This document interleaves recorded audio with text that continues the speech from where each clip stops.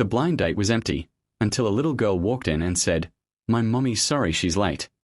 In the bustling heart of New York City, where skyscrapers pierced the sky like forgotten dreams, Alex Thompson sat alone at a corner table in La Bella Vita, an intimate Italian restaurant tucked away on a quiet side street.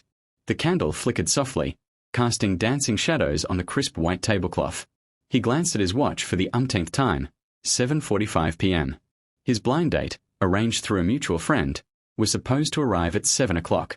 Sarah, her name was, a marketing executive with a love for jazz and hiking, or so the brief description went. Alex had dressed up for the occasion, a sharp navy suit, polished shoes, and a hint of cologne that reminded him of his late father's aftershave. At 32, after a string of failed relationships and a demanding job as a software engineer, he was ready for something real.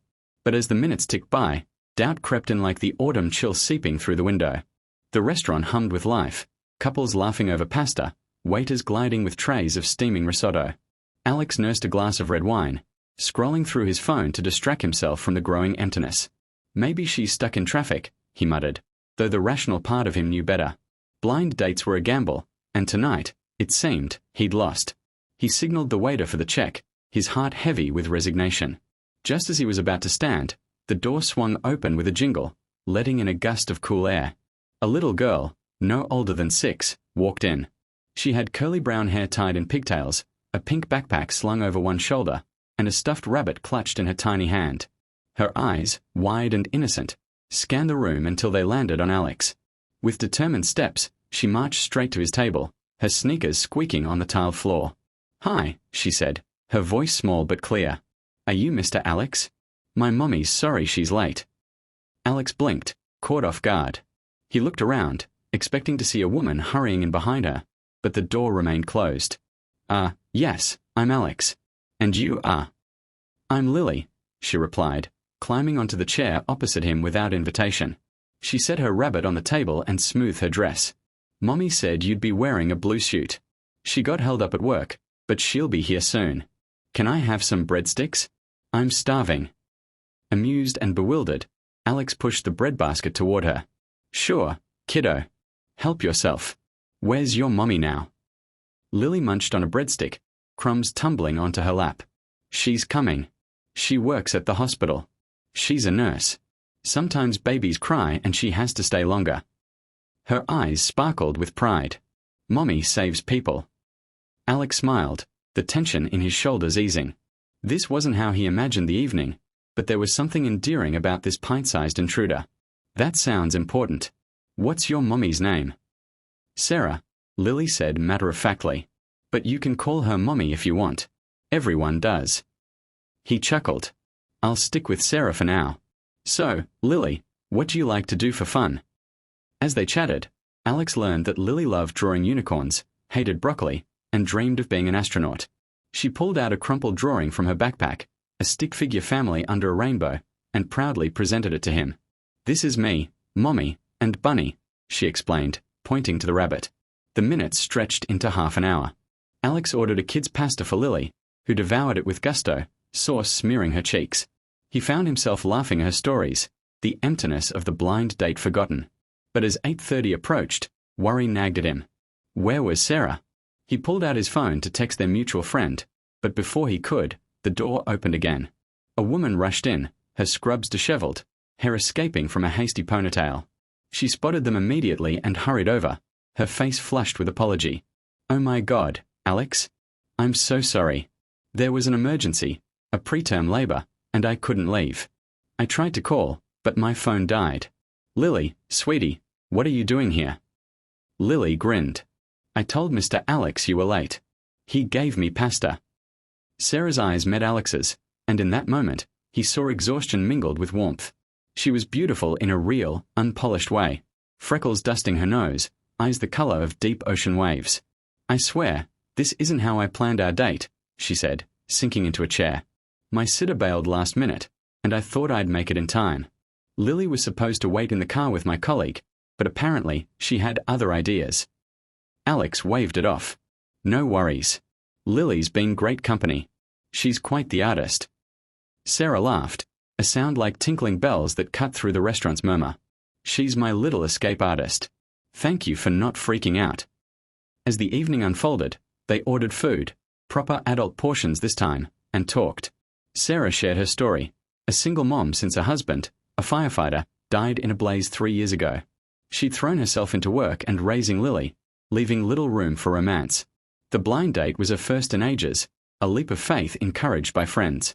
Alex opened up too, about his own losses, his parents in a car accident during his college years, the loneliness that followed his climb up the corporate ladder. Lily, sensing the adults needed space, busied herself with crayons the waiter provided, drawing a new picture, a man in a blue suit holding hands with a woman and a girl.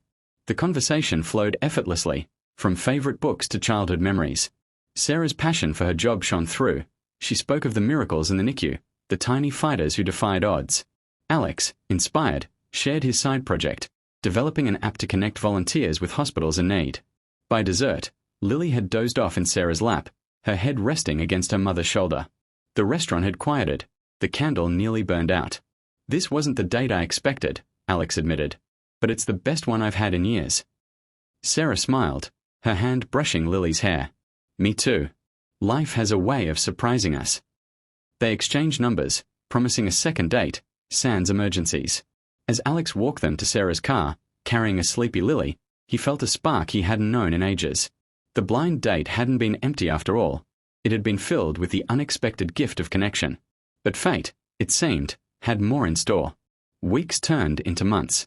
Alex and Sarah's dates became routine. Picnics in Central Park, movie nights with Lily tagging along.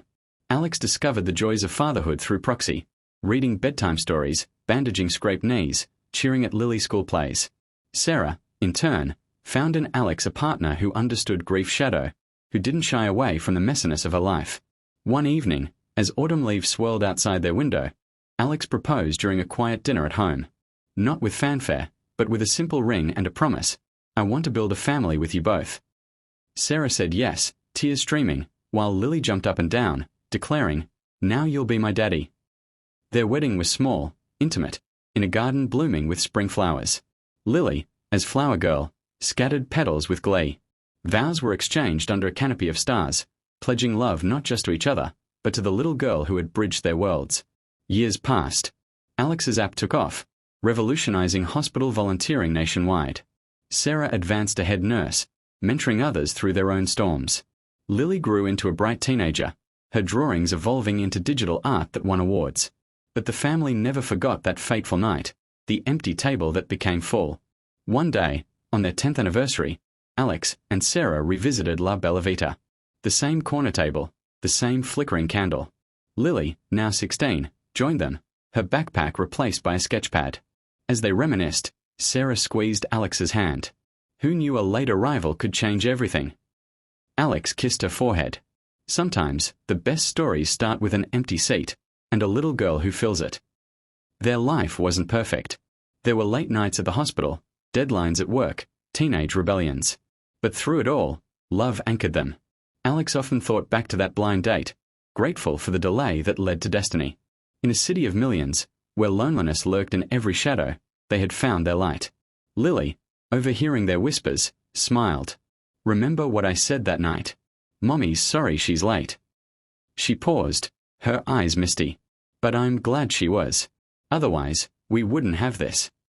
The family clinked glasses, toasting to serendipity, to second chances, to the powerful bonds that emerge from the unexpected. In the end, it wasn't just a date. It was the beginning of forever, a heart-touching tale woven from threads of loss, laughter, and unbreakable love.